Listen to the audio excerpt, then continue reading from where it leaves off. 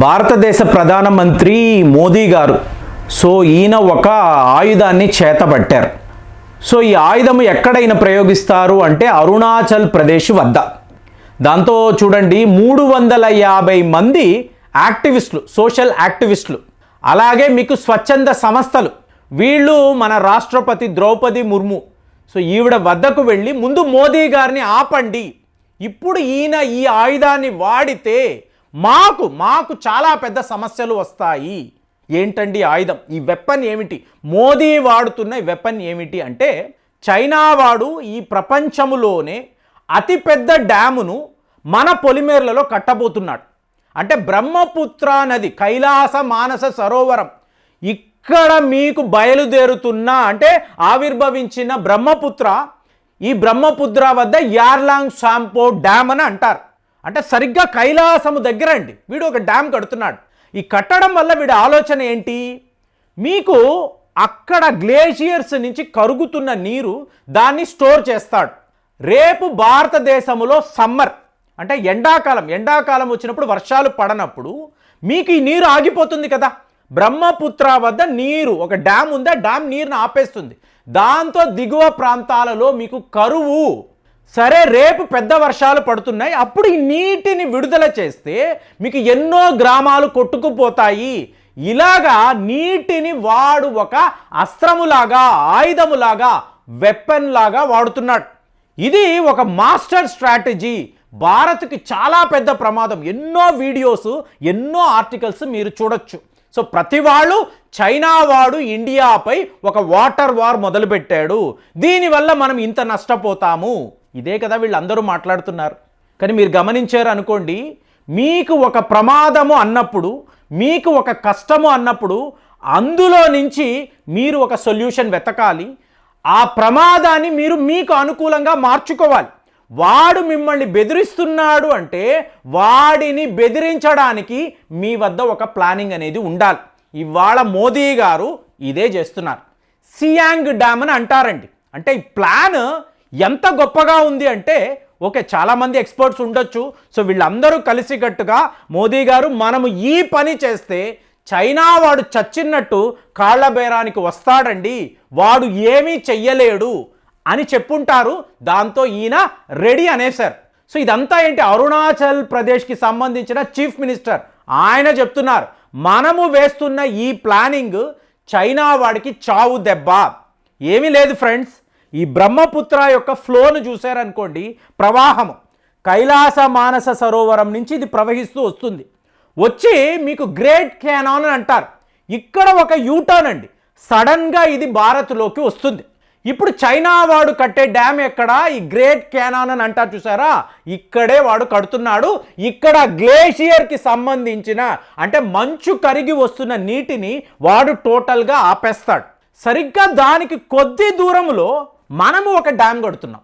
ఈ డ్యామ్ యొక్క అర్థం ఏంటి, మీకు ఈ అస్సాం, మేఘాలయ, అరుణాచల్ ప్రదేశ్ దీని యొక్క డెమోగ్రఫీ తెలిసిందంటే, అంటే జాగ్రఫికల్ వాల్యూ తెలిసిందనుకోండి, నేనేం మాట్లాడుతున్నానో అర్థమవుతుంది. మీకు బ్రహ్మపుత్ర, మీకు సియాంగ్ అని అంటారండి. అక్కడికి వచ్చేటప్పటికి ఆ ప్రాంతంలో ఉన్నప్పుడు ఏంటంటే మీకు వందల ఉపనదులు దీనితో కలుస్తుంది. కలిసే నది నేరుగా పాసీఘాట్, అంటే ఇదంతా భారత్లో ఉండే భూభాగం, పాసీఘాట్ దగ్గరకు వచ్చి డుబ్రీ అంటారు. ఈ డుబ్రీ ప్రాంతంలోకి వచ్చి అక్కడ నుంచి బంగ్లాదేశ్లోకి, బంగ్లాదేశ్కి వచ్చేటప్పటికి ఏమవుద్ది, పద్మా అనబడే నది, దాంతో కలిసి మేఘనా అని అంటారు. పద్మా నది, బ్రహ్మపుత్ర కలిసి మేఘనా అని అంటారు. ఇది దీని యొక్క ఫ్లో. ఇప్పుడు మనం ఏం చేస్తున్నాము, ఈ సియాంగ్ అనబడే ప్రాంతము వద్ద ఒక డ్యాము కట్టామనుకోండి, మీకు చిరపుంజి గురించి మీరు వినే ఉంటారు కదా, మీకు ఎక్కడ, మేఘాలయ. అంటే ఇక్కడ సంవత్సరానికి 10 నెలల పాటు వర్షాలు పడుతూనే ఉంటాయి. ఎందులోనండి, భారత్లో, చైనాలో కాదు, టిబెట్లో కాదు, భారత్లో వర్షాలు పడుతూ ఉంటాయి. అలాంటప్పుడు ఇన్నిన్ని ఉపనదులు నీటితో నిండిపోయింది అనుకోండి, మనకు వాటర్ ప్రాబ్లం వస్తుందా, రాదు కదా. ఇప్పుడు చైనా వాడు అక్కడ డ్యామ్ కట్టాడు, ఆ డ్యామ్ నుంచి వరద నీటిని విడిచిపెట్టాడు. ఈ సియాంగ్ డ్యామ్ వద్ద టోటల్గా ఈ నీరు ఆగిపోతుంది. అంటే దిగువ ప్రాంతంలో ఉండే గ్రామాలను అంతా కూడా మనము సేవ్ చేయగలం. అలాగే ఒకవేళ మనకి నీరు అవసరము అనుకోండి, ఇప్పుడు ఈ డ్యామ్ ఉంది కదండి, సో ఇక్కడ నీరు ఉంటుంది కదా, దానిని మనం విడిచిపెడతాం. అప్పుడు యథాతథంగా భారత్లో ఉండే గ్రామాలకు ఎంత నీరు కావాలో అంత నీరు సియాంగ్ డ్యామ్ అనేది, ఇది చాలా చాలా పెద్ద డ్యామ్ అండి. ఇక్కడ ఎన్నో మీకు హైడ్రో ప్రాజెక్టులు ఉంటాయి. సో ఆ ఆలోచనతో చైనా వాడు ఒకలా ఆలోచిస్తే ఇవన్నీ వాడి పిచ్చి పిచ్చి ఆలోచనలండి. ఇప్పుడు చైనా పాకిస్తాన్ ఎకనామిక్ కారిడార్ అన్నాడు, బెల్ట్ అండ్ రోడ్ ఇనిషియేటివ్ అన్నాడు, 60 బిలియన్ అమెరికన్ డాలర్స్ను ఇవాళ పోగొట్టుకొని బిక్కుమంటున్నాడు. అయినా కూడా ధర్మబద్ధంగా ఆలోచించాలి కదా, అలాంటిది ఏదీ లేదు. వాడొక పచ్చి దుర్మార్గుడు ఇదే ఆలోచనతోనే తనకు సంబంధమే లేని ఒక దేశాన్ని ఆక్రమించుకొని దానిని చైనా అని చెప్పి వాడు ఏం చేస్తున్నాడు, మనల్ని ఇబ్బంది పెట్టాలనుకుంటున్నాడు. కానీ ఎప్పుడూ కూడా ఇలాంటి ఆలోచనలు, దొంగ బుద్ధి ఉన్నవాళ్ళు, జిత్తుల మారితనం చేసేవాళ్ళు మీకు ధర్మము ముందు ఓడిపోతారు. అది పాకిస్తాన్ అనండి, చైనా అనండి. వాడు ఒక్క డ్యాము కట్టేసి ఇండియాను ఎలా ఏడిపిస్తానో చూడు అన్నాడు. మనం ఏం చేస్తున్నాము, సో దానికి దిగువలోనే ఇండియా సరిహద్దుల్లో మనం ఒక అతిపెద్ద సియాంగ్ డ్యామ్ని కడుతున్నాము. సో దీనివల్ల ఏమవుతుందంటే మీకు అక్కడ చైనా వైపు ఉండే నీరు వాడు ఎంత తెరిచినా ఎంత మూసినా మనకు ఎటువంటి సంబంధము లేదు. ఒకవేళ వరదను సృష్టించాలన్నా కూడా ఈ డ్యామ్ నీట్గా ఆ చుట్టుపక్కల ఉండే గ్రామాలను కాపాడగలదు. సో ఇలాంటి ఒక అస్త్రాన్ని, ఒక ఆయుధాన్ని మోదీ గారు సిద్ధము చేయడము, చైనా వాడికి వ్యతిరేకంగా ప్రయోగించడము. సో ఇదంతా కూడా భారత్ యొక్క ఒక మాస్టర్ స్ట్రాటజీ అని చెప్తున్నారు. కానీ అక్కడ నివసించే గ్రామస్తులు వాళ్ళందరూ ఏంటి, బాబాయ్ ఇంత పెద్ద డ్యాము మా గ్రామానికి మధ్యలో వస్తే మేమేమైపోతాము, సో మాకు రావాల్సిన నీరు రాదు కదా, కాబట్టి మోదీ గారిని ఆపాలి అని చెప్పి పెద్ద ఎత్తున వీళ్ళు నిరసనలు చేస్తున్నారు.